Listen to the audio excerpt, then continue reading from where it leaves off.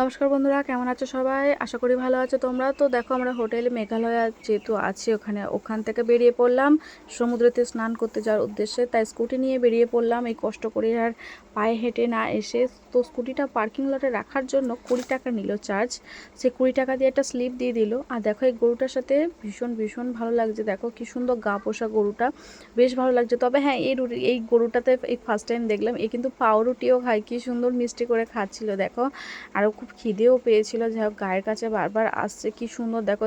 প্রথমে আবির তো বেশ ভালোই ভয় পাচ্ছিল, তারপর দেখলাম অনেকটা সাহস কেটে গেছে, মানে ভয়টা কেটে গেছে, গিয়ে সাহস দেখো কি সুন্দর খাচ্ছে। যাই হোক, এই রোদে তাতে বেরিয়ে পড়লাম আবারও স্নানের উদ্দেশ্যে। আর সেখানে যেতে যেতে পুরো পাটা পুড়ে যাওয়ার মতো অবস্থা। সেই বাড়িতে এত গরম, দেখো ছেলে তো উঠে পড়েছে বাবার কোলে, আমাকে তো কোলে আর কেউ নেই। বাধ্যগত ছুটে ছুটে চলে গেলাম। জলে পা দেওয়ার পরে যেন মনে হয় পায়ের জ্বালাটা একটু কমলো। যাই হোক, আমরা খুব সুন্দরভাবে এখানে উপভোগ করলাম।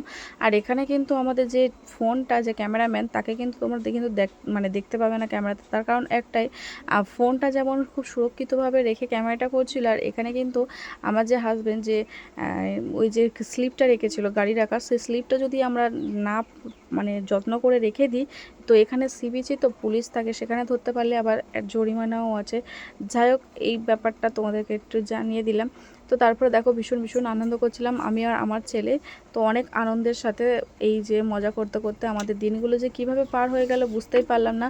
আর তোমরা যদি আসতে চাও এখানে আসতে পারো। আর এই জলটা ছিল একদমই লবণাক্ত, লবণ, যে জলটা খুবই নুন, একদম গালের চোখে দিলেই জ্বালা জ্বালা করবে এরকম একটা ব্যাপার। কিন্তু এই গরমটার মনেও হচ্ছে না জলে নামার পরে। যাক, সমুদ্রটায় বেশ ভালো লাগছিলো। তো তবে তোমরা যদি এখানে আসতে চাও অবশ্যই তিথি থেকে এসো, অমাবস্যা, পূর্ণিমা, একাদশী, দ্বাদশী। না হলে কিন্তু এই যে কাছে জলটা কিন্তু যেটা সমুদ্রের একদম কাছাকাছি একদমই পাবে না। তখন কি হবে, আধ মাইল হেঁটে গিয়ে সমুদ্রটা পাবে। তো ওই জন্যই বলছি, তোমরা অবশ্যই কিন্তু এগুলো জেনে তারপরে কিন্তু বকখালিতে এসো। তারপর দেখো, এই যে লাল কাঁকড়াটা বেশ ভালো লাগছে, দেখো কি সুন্দর। আমি তো ধরতেই পারছিলাম না, কিভাবে যেন আমার হাতে কামড়েছে। লাস্টে কিন্তু ওর গায়ে পা তুলে দিয়েছি, দিয়ে চেপে ধরার চেষ্টা করছিলাম, তাও পারিনি তুলতে।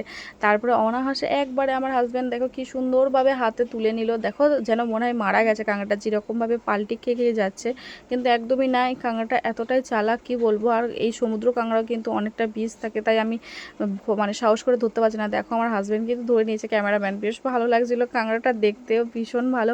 তো এই কাঁকড়াটাও এখন প্রায় সুপারস্টার হয়ে গেছিলো। প্রায় আমার বর ধরেছিল আধ ঘন্টার মতো। সবাই বলছে দাদা একটা ফটো তুলবো, দাদা একটা ফটো তুলবো। যাই হোক, আমার ব্লগটা কেমন লাগলো জানি।